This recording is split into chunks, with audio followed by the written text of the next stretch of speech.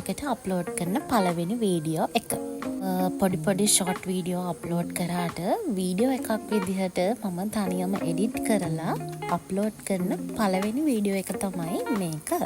මේ වීඩියෝ එකේ තියන්නේ පාහියංගල ලෙන බලන්න අපි දෙන්නා ගිය දවසක කරපු වීඩියෝ එකක්. ඉතින් මට හිතුණා මේක YouTube එකට අප්ලෝඩ් කරන්න මගේ පළවෙනි වීඩියෝ එක විදිහට. පාහියංගල මම කලින් ගිහින් තියෙනවා. මට මතක විදිහට මම ඉස්කෝලේ යන කාලේ. හැබැයි ඒ කාලේම ලොකු තේරුමකින් ගිය ගමනක් නෙමෙයි. අර ඉස්කෝලේ යාළුවොත් එක්ක ඉස්කෝලෙන් සංවිධානය කරන ට්‍රිප් එකක් විදිහට ගියපු ට්‍රිප් එකක් තමයි ඒක. ඉතින් අපි දෙන්නා උදෙන්ම ලෑස්ති වෙලා අපි දෙන්න යන්නේ හොරවලින්ද. එතකොට අපි දෙන්නා මතුගමට ගිහිල්ලා මතුගමින් අගලවත්තට ගිහිල්ලා අගලවත්තෙන් බුලත් සිංහලට ගිහිල්ලා තමයි මේ ගමන යන්න ඕන. මම නම් උදේ ගෙදරින් එද්දි බත් ටිකක් කාලා ආවට මෙන්න මෙයා නම් කාලා ආවේ නැහැ. ඉතින් අපි දෙන්නටම කන්න ඕනුනේ ඉන්දියාප්ප. ඇත්තටම ඉන්දියාප්ප කියන්නේ අපි දෙන්නට නම් ආගමක්. අපි දෙන්නට අනුව අපි දෙන්නට දවසම ඉන්දියාප්ප දුන්නත් අපි දෙන්නට දවස් මුණත් කන්න පුළුවන්. ඉතින් මාසෙට දෙපාරක් වගේ තමයි මම ගෙදර එන්නේ. ඇමරිකල්ලා ඉඳියත් මම ජොබ් එකක් කරනවා. ඉතින් මෙහෙම ආවම තමයි අපි දෙන්නා මේ විදිහට ඇවිදින්න යන්නේ. ඉතින් අපි දෙන්නා මේ ඉන්දියාප්ප කෑවේ මතුගම කළුතර පාරේ කඩේකින් මුස්ලිම් කඩයක් අලුතෙන් දාලා තියන්නේ. හරිම රසයි. ඉතින් අපි දෙන්නා එහෙම කාලා අගලවත්තට මුලින්ම යන්න ඕන. ඉතින් අගලවත්ත ඉඳලා බුලත් සිංහලට හැරෙන්න ඕන. හැරෙන අතරේ මම ඔයාලට පුංචි දෙයක් කියනවා මගේ පළවෙනි YouTube වීඩියෝ එකෙන්. මේ විදිහට මෙමරීස් එකතු කරන එක, වීඩියෝ කරන එක, වීඩියෝ එඩිට් කරන එක, ඒකට වොයිස් ඕවර් එකක් කරන එක මම දන්න කාලේ ඉඳන් මම හරිම ආසාවෙන් ඉඳපු දෙයක්. වොයිස් ඕවර් කියන එක නැතත් මම හරිම ආසාවෙන් ඉඳපු දෙයක් තමයි වීඩියෝ කරන එක. ෆොටෝ ගන්නවා කියන එකට මම එච්චරම ලොකු කැමැත්තක් නැහැ. වීඩියෝ කරන්න, ඒවා එඩිට් කරන්න, මෙමරීස් එකතු කරන්න මම හරිම ආසාවෙන් ඉඳියේ. ඉතින් ඔයා මොන හරි දෙයකට ආසාවෙන් ඉන්නවා නම් ඔයා ඒක අනිවාර්යයෙන්ම කරන්න. ඒකෙන් ලැබෙන මානසික නිදහස, මානසික සතුට ඒක මාරම දෙයක්. හරි, ඒ කතාවෙන් පස්සේ අපි බුලත් සිංහලටත් ආවා. බුලත් සිංහලේ මෙන්න මේ විදිහේ අතුරු මාර්ගයක් තියෙනවා. අතුරු පාරක් නේ. අතුරු මාර්ගයක් කියන්නේ ලියන භාෂාවෙන්නේ. අතුරු පාරක් තියෙනවා. අන්නේ අතුරු පාරේ යන්න ඕන. ඒ අතුරු පාරේ උඩට ගියාට පස්සේ තමයි අපිට හම්බෙන්නේ පාහියංගල ලෙනට යන පාර. ඒ කියන්නේ ඔය අතුරු පාරෙනුත් පොඩ්ඩක් උඩට හැරිලා යන්න ඕන. හරිම ලස්සනයි. හරිම කාම් වටපිටාවක් තමයි මෙතන තියෙන්නේ. මෙතන තියෙන මේ බෝඩ්ස් කියවන්න අනිවාර්යයෙන්ම මේ වගේ සෑහෙන දේවල් අපිට ඉගෙන ගන්න තියෙනවා. මොකද මම ආපු කාලේ මට ඇත්තටම මතක නෑ මේම දේවල් තිබුණාද කියලා. මම ඉස්කෝලේ 8 දී 9 දී වගේ තමයි මේ ගමන මුලින්ම ආවේ. ඉතින් මේ QR කෝඩ් ස්කෑන් කරලා බලලා ඕගොල්ලොන්ට වැඩි විස්තර ගන්න පුළුවන්. මම ආවේ සතිය දවසක නිසා ඇත්තටම සෙනග නම් එහෙම ගොඩාක් හිටියේ නෑ. අපිට දෙන්නෙක් තුන් දෙනෙක් වගේ තමයි හම්බ වුණේ. ඒක නිසා අපි හරිම නිදහසේ අපේ ගමන ගියා. එම ලොකු රෂ් එකක් තිබුණ නැති නිසා අනිත් එක ටිකක් පායන දවසක්. වැහිබර කාලගුණයක් තිබුණේ නෑ.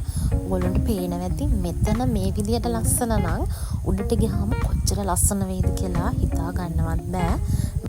මේ බෝඩ් කියවන්න අනිවාර්යයෙන්ම. ඒවා මග අරින්න එපා. ඇත්තටම මමත් ඉස්සර ඕම තැන්වල ගියාම ඔය ඇවිද ඉන්නවා මිසක් මේ බෝඩ් නම් අනිත් කියවන්නෙම නෑ. හැබැයි දැන් නම් එහෙම නෑ. අපේ හස්බන්ඩ්ගෙන් බැනුම් අහලා මං ඔය බෝඩ් අනිවාර්යයෙන්ම දැන් කියවනවා. බස්නාහිර පළාතේ කළුතර දිස්ත්‍රික්කයේ තමයි මේ පාහියංගල ලෙන තියෙන්නේ. අවුරුදු 43000කට විතර කලින් ලෝකේ පළවෙනි මිනිස්සයා ඉඳලා තියෙන්නේ මෙතන කියලා තමයි කියන්නේ. ඒ කියන්නේ බලංගොඩ මානවයා. එතකොට ඒ කැණීම් කරන විදිහ මට හිතා ගන්න තේරෙන්නේ කොහොමද එහෙම දෙයක් උනේ කියලා. මොකද පාහියන් කියන චීන භික්ෂුව තමයි මෙතන මේ ලෙන ගැන ලියලා තියන්නේ දවස්වල. බුදු මට්ටමේ ඉඳලා අඩි 400ක් උඩින් තමයි මේ ගල්ලන පිහිටලා තියෙන්නේ.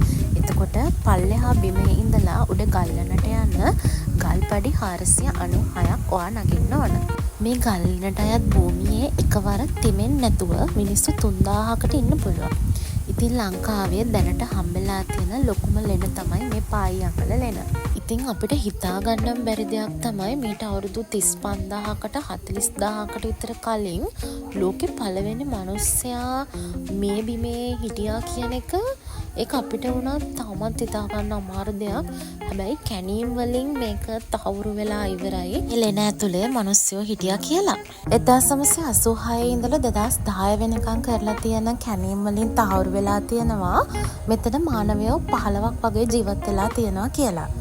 එතනින් කාන්තා අස්ති කොටස් හම්බෙලා තියෙන සම්පූර්ණ කාන්තාවකගේ. එතකොට ඒ කාන්තාවකගේ උස අඩි 5යි අඟල් 3ක් වගේ සාමාන්‍ය කාන්තාවක් විදියට තහවුරු වෙලා ඉවරයි. ප්‍රොෆෙසර් රාජ් සෝමදේවසගේ YouTube channel එකෙන් Google එකෙන් ඒ වගේ මූලාශ්‍ර වලින් තමයි මමත් ගොඩාක් විස්තර මේක ගැන දැනගත්තේ. ඉතින් ඔයාලට මම QR code එකක් දාන්නම්. ඒ code එක ස්කෑන් කරලා වැඩිදුර විස්තර මෙතන දැනගන්න පුළුවන්. तेरे नजरों में तेरे सपनों में ही नाराज़ी मुझे लगता है कि बात दिल की होती लफ्ज़ों की दो की बासी तुम साथ हो या न हो क्या फर्क है. හිතාගන්න බෑ නේද මේ පොළව මේ විදිහට කැණීම් කළා තමයි මේ මානවයාගේ අස්ති කොටස් හොයාගෙන තියන්නේ. ඉතින් මෙතන view point එකට ගිහිල්ලා අපි දෙන්න පුංචි වීඩියෝ එකක් ගත්තා. ඉතින් මෙතන view point එකට ගියාම තමයි මෙතන ලස්සන වැඩිපුරම අපි දෙන්න දකින්න පටන් ගත්තේ.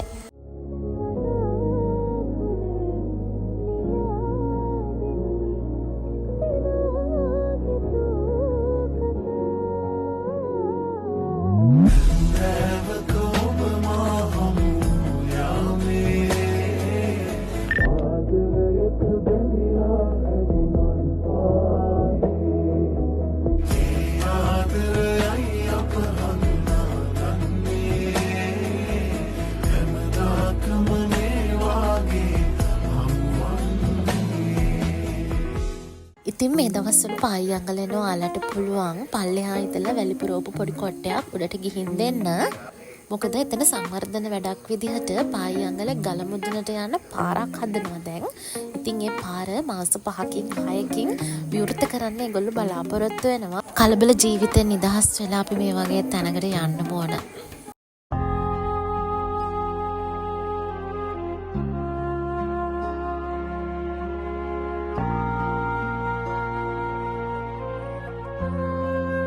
පායියංගල එන ගැන තියෙන QR code එක මම මෙතනින් දානවා. ඉතින් ඒ code එක ස්කෑන් කරලා බලලා ඔයාලට මොනවා හරි වැඩිදුර තොරතුරු විස්තර දැනගන්න අවශ්‍ය නම් ඒ හැමදේම මෙතනින් දැනගන්න පුළුවන්.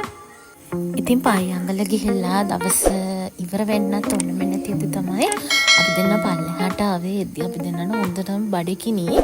ඊට පස්සේ අපි දෙන්න බුලත් සිංහල තිබිච්ච කඩේකින් ආප්ප කෑවා. ගොඩක් දවසකින් අපි දෙන්න ආප්ප කෑවේ. ඉතින් එතන අප්ප නම් ආරම රසයි. මම කඩේ ෆොටෝ එකකුත් දාන්නම් වීඩියෝ එකක් විදියට. ඔයගොල්ලෝ යනවනම් ඉතින් අනිවාර්යෙන් කන්න. ඒක පුදුම තරම් රසක් තියන්නේ. මට කියන්න තේරෙන්නේ නැහැ. සැර ගානට තියනවා. විතර අපි උනත් පුදුම තරම් රසයි. ඉතින් බුලත් සිංහල අනිවාර්යෙන් මෙන්න මේ කඩෙන් ඔයගොල්ලෝ කන්න අමතක කරන්න එපා. එහෙනම් මගේ channel එක subscribe කරලා නැත්නම් subscribe කරන්නත් අමතක කරන්න එපා.